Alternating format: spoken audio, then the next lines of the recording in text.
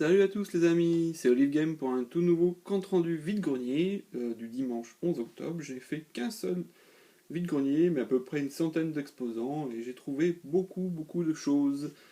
Alors je vais vous commencer donc par ce qui n'est pas jeu vidéo, en premier temps.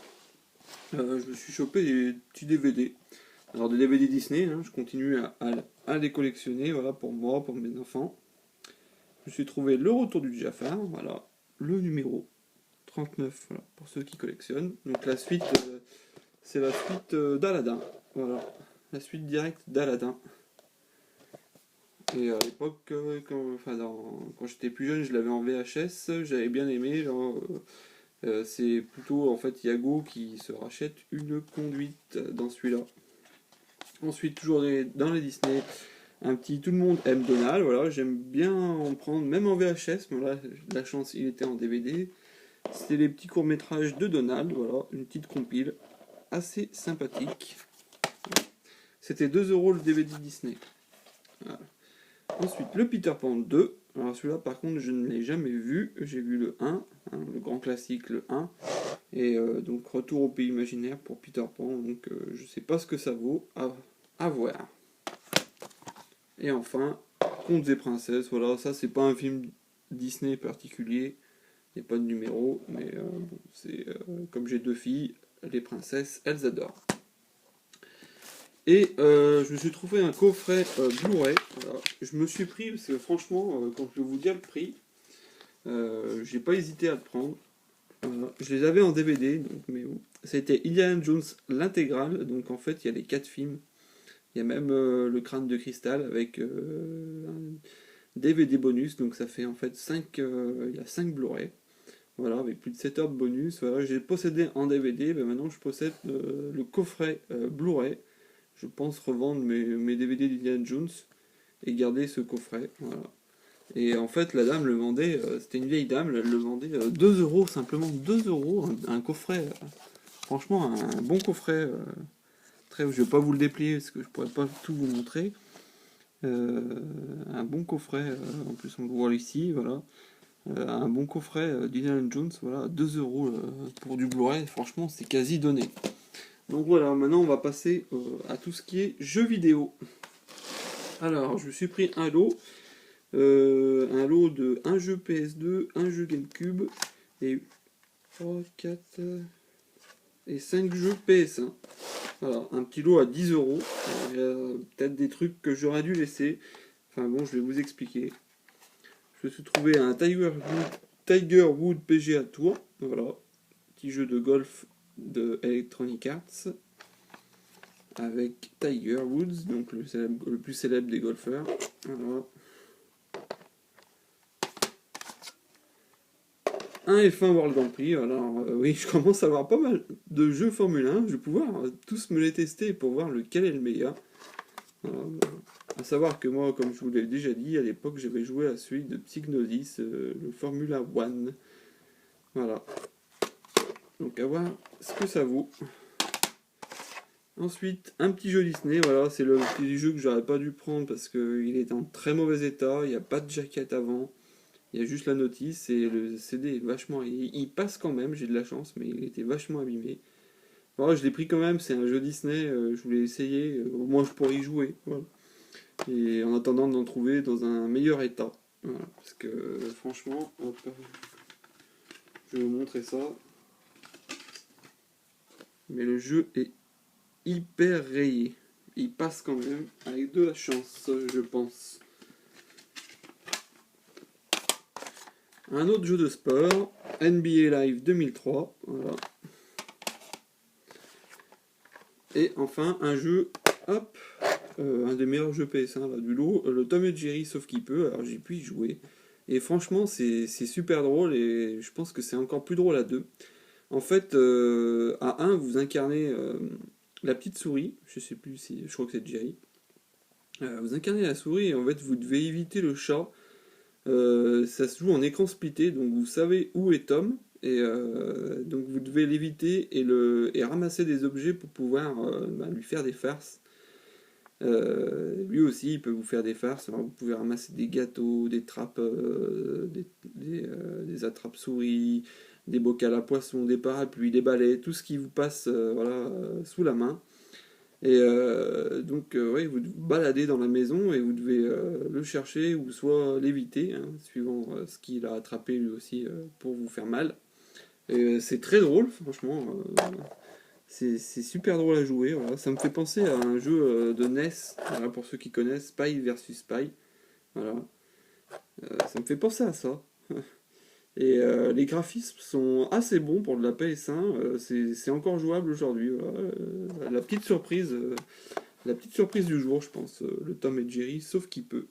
Voilà. Je vous le conseille. Très drôle. Et il faudra que je le teste à 2 pour voir si c'est encore plus drôle. Ensuite, dans ce lot à 10€, un Alone in the Dark. Alors je le possédais déjà sur PlayStation 1, donc un Survival Horror. Là, je crois que c'est le 4e opus des Alone in the Dark. Si je me trompe pas, c'est New Nightmare. Voilà. J'aime bien l'ambiance. Voilà. Donc à voir si le jeu, je pense qu'il est meilleur sur la PS2 que sur la PS1. Voilà. Alone in the Dark, par infogramme. Et enfin un jeu GameCube. Assez content d'avoir pu choper le Donkey Konga 2. Alors c'est le seul jeu, je n'ai pas la notice je crois. J'étais un peu dégoûté, mais enfin bon.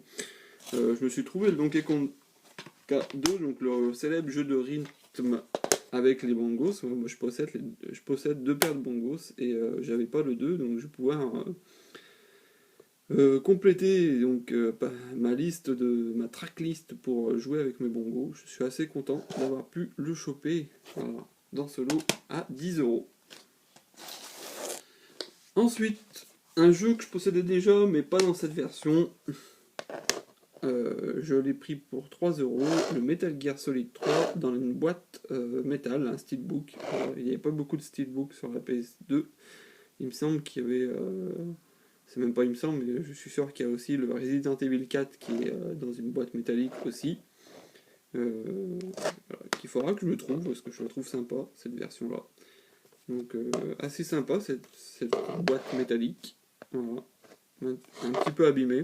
Alors pour l'anecdote, voilà, le prix affiché c'était 3€. Et le gars, il a vu que j'étais vachement intéressé par celui-là. Il avait d'autres jeux, il avait un Sonic Compilation sur PS2, mais il le vendait 8€. Et il a vu que j'étais intéressé, donc beaucoup intéressé. Je lui demande, bah, celui-là, je vous le prends, avec le prix affiché dessus. Et il me fait, c'est 6€. Je lui dis, pardon, le prix affiché c'est 3. Je lui dis, et il me dit, ouais, mais on m'a dit de le mettre à 6. Je comprenais pas, il avait l'air pas tout seul pas tout seul dans sa tête. Je lui dis, non, non, moi, je paye le prix qui est affiché. Allez, bah donnez-moi 4. Je lui dis, non, non, je ne vous prends pas, je vous prendrai pas le jeu si vous ne le faites pas à 3€. Bon, finalement, il me les a lâchés quand même, mais bon, ça a été un peu compliqué.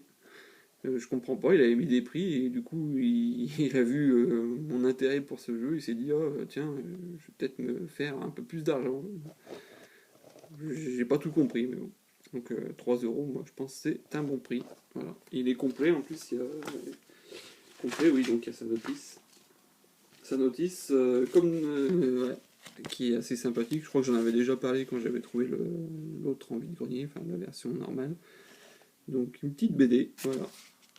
Fort sympathique d'avoir ça en notice, voilà, je trouve que c'est des bonnes idées. Ensuite, un petit peu plus loin, j'ai trouvé un jeu GameCube sous blister. Alors, moi je ne vais pas le déblister, parce que c'est un jeu que je possède déjà, mais par contre, il va être à l'échange ou à la revente. C'est un autre que le Resident Evil 0. Voilà. On m'a en choix des joueurs, malheureusement. Moi je le possède déjà, en plus en version normale, pas en version choix des joueurs. Alors, dites-moi à combien je pourrais le vendre, ou alors même si vous êtes intéressé pour un échange, il n'y a pas de problème. Voilà, je l'ai chopé à 5€. Je pense que ça les vaut. Voilà. C'est pas le meilleur des Resident Evil que l'on connaît. En fait, dans cette histoire, j'ai déjà fait. Vous incarnez donc l'équipe la première équipe qui s'est crashée au manoir Spencer dans le 1. Donc en fait, avant que la deuxième équipe composée de Chris et Jill viennent vous chercher. Donc vous revisitez le manoir de Resident Evil. Voilà, ça par contre je trouve sympa de le revisiter, mais par contre c'est en coopération, c'est pas pareil quoi, c'est un peu différent des Resident Evil. Voilà. Bon, il reste dans pas dans les mauvais, hein, mais bon, c'est pas le meilleur. Et enfin, avec un autre, j'ai rencontré donc un autre collectionneur que je vois assez souvent. Après avoir bu un café, on a décidé de faire un dernier tour et on a eu raison. On est tombé sur une pile de jeux DS, de très bons jeux DS. Du coup, on se les a un peu partagés. Lui, il a pris quand même pas mal de bons titres. Bon, bah, il m'en a laissé un peu. Mais bon, il y a des titres que j'aurais bien voulu avoir dans ce qu'il a eu. Et c'était 10 € les 3 jeux, donc un prix vachement intéressant pour certains titres. Vous allez voir. Donc je me suis trouvé le Mario Party DS, voilà. Donc je pense y jouer, mais le défaut du jeu, on peut jouer, bon, on peut y jouer à plusieurs. J'ai qu'une DS, le défaut de ce jeu, je pense qu'il faut surtout le jouer à plusieurs. Hein. On rigole mieux, hein. Les Mario Party, c'est plutôt tourné multijoueur. Donc voilà. Mais bon, je suis assez content de l'avoir dans ma collecte. Ici là, j'aurai peut-être une deuxième DS. Je me suis trouvé en jeu de plateforme le Sonic Colors. Voilà, assez content aussi de l'avoir chopé. Voilà, je pourrais jouer à Mario et à Sonic, du coup. Et enfin, pour les derniers, je vais d'abord présenter celui-là, le Diddy Kong Racing, donc un jeu de cartes qui était sorti sur Nintendo 64, il me semble. Je sais pas si c'est le portage pour la DS. Voilà, dites-moi en commentaire. Voilà, c'est content aussi de l'avoir pu le choper. Et les 3 derniers jeux, hop, c'est des jeux Pokémon. Donc vous avez le Pokémon version argent. Voilà, Cool Silver. Moi je me suis arrêté au Pokémon, au premier Pokémon. Alors peut-être que je me remettrai à jouer au Pokémon. Parce que j'avais bien aimé les premiers opus sur la Game Boy normale. Le bleu, le rouge, j'avais fait. Et le jaune. Donc je vais peut-être me mettre à ceux sur DS. Il faudra peut-être d'abord que je me chope ceux sur Advance que j'ai pas. Bon, on verra, basta. Donc le Pokémon version diamant. Et le dernier, le Pokémon version blanche. Donc assez content d'avoir trouvé un lot DS à 10 € les 3 jeux, donc 20 € pour les 6 jeux. Donc l'autre collectionneur a pu choper un Mario, le Mario 64. Mario dans l'antre de Bowser. Il a trouvé le Zelda, je sais plus lequel c'est, Phantom Hourglass, il me semble bien, je sais plus du tout. Il y avait quand même de bons titres et du coup on se les est partagés. Voilà, assez content d'avoir chopé des bons jeux DS. Alors je vous dis à plus, certainement la semaine prochaine ce sera le dernier vide-grenier de la saison, et oui, après, je pense que tout ça va se terminer. Il restera plus que des bourses aux jouets. Bon, les bourses aux jouets, c'est pas pareil. Déjà, c'est en intérieur, il y a beaucoup moins de choses et c'est pas les mêmes prix qu'en vide-grenier en général. Bon, des fois, on peut faire des bonnes trouvailles, mais c'est un peu plus dur. Allez, à plus, jouez bien.